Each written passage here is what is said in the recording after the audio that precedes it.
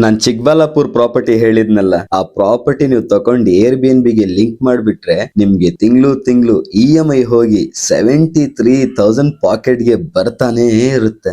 ಯಾವ ತರ ಬರುತ್ತೆ ಅಂತ ಹೇಳ್ತೀನಿ, ವಿಡಿಯೋ ಕೊನೆವರೆಗೂ ನೋಡಿ. ಪ್ರಾಪರ್ಟಿ ಇರೋದು Chikkaballapur highway attach. So property ಹೆಂಗಿರುತ್ತೆ ಅಂದ್ರೆ 30-40 ಸೈಟ್ ಇರುತ್ತೆ, ಜೊತೆಗೆ ಡೂಪ್ಲೆಕ್ಸ್ ವಿಲ್ಲಾ ಇರುತ್ತೆ 3 BHK, ಅದರಲ್ಲಿ private swimming pool. Total property cost ಬಂದು ನಿಮ್ಗೆ 1 crore 3 lakhs ಬರುತ್ತೆ.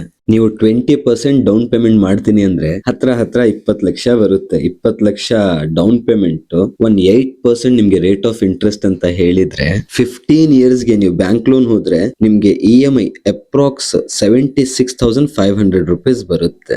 ಈ ತರ ವಿಲ್ಲಾ ನೀವು ಏರ್ ಬಿ ಎನ್ ಬಿಗೆ ಲಿಂಕ್ ಮಾಡಿದ್ರೆ ನೀವು ಆರಾಮಾಗಿ 15,000 rupees ಡೈಲಿ ರೆಂಟಲ್ ಇಟ್ಕೋಬಹುದು. ಬಟ್ ನಾವು 10,000 ಕನ್ಸಿಡರ್ ಮಾಡೋಣ, ಅದು 30 days ಜನ ಇರೋದಿಲ್ಲ. ಅಕ್ಯುಪೆನ್ಸಿ ತುಂಬಾ ಕಮ್ಮಿ ಇದ್ದು ಬರೀ 15 days ಅಕ್ಯುಪೆನ್ಸಿ ಸಿಕ್ಕಿದ್ರುನು 1.5 ಲಕ್ಷ ಕಲೆಕ್ಷನ್ ಆಗುತ್ತೆ, ರೆವಿನ್ಯೂ ಆಗುತ್ತೆ. ಅದರಲ್ಲೇ 76,500 rupees EMI ಹೋದ್ರುನು ನಿಮ್ಗೆ 73,500 rupees ಪಾಕೆಟ್ಗೆ ಸಿಗುತ್ತೆ. ಅದೇ ತರ 20 ದಿವಸ ಜನ ಸ್ಟೇ ಮಾಡಿದ್ರೆ ನಿಮ್ಗೆ ಟೋಟಲ್ ಕಲೆಕ್ಷನ್ 2 ಲಕ್ಷ ಆಗುತ್ತೆ ರೆವಿನ್ಯೂ. 76,500 EMI ಹೋದ್ರುನು ನಿಮ್ಗೆ 1,23,000 ಪಾಕೆಟ್ಗೆ ಸೇವಿಂಗ್ ಆಗುತ್ತೆ. ಅದೇ ತರ ನಿಮ್ ಲಕ್ಕು ಚೆನ್ನಾಗಿದ್ದು ನೀವು ವಿಲ್ಲಾ ತುಂಬಾ ಚೆನ್ನಾಗಿ ಮೇಂಟೈನ್ ಮಾಡಿ 30 ದಿವಸ ಅಕ್ಯುಪೆನ್ಸಿ ಸಿಕ್ಕಿದ್ರೆ ನಿಮ್ಗೆ ಟೋಟಲ್ ರೆವಿನ್ಯೂ 3 ಲಕ್ಷ ಇರುತ್ತೆ. ಅದರಲ್ಲಿ 76,500 EMI ಹೋದ್ರುನು ನಿಮ್ಗೆ 2,23,000 ಪಾಕೆಟ್ಗೆ ಸಿಗುತ್ತೆ. ಸೊ ಚಿಕ್ಕಬಳ್ಳಾಪುರ್ ಅಲ್ಲೇ ನೀವು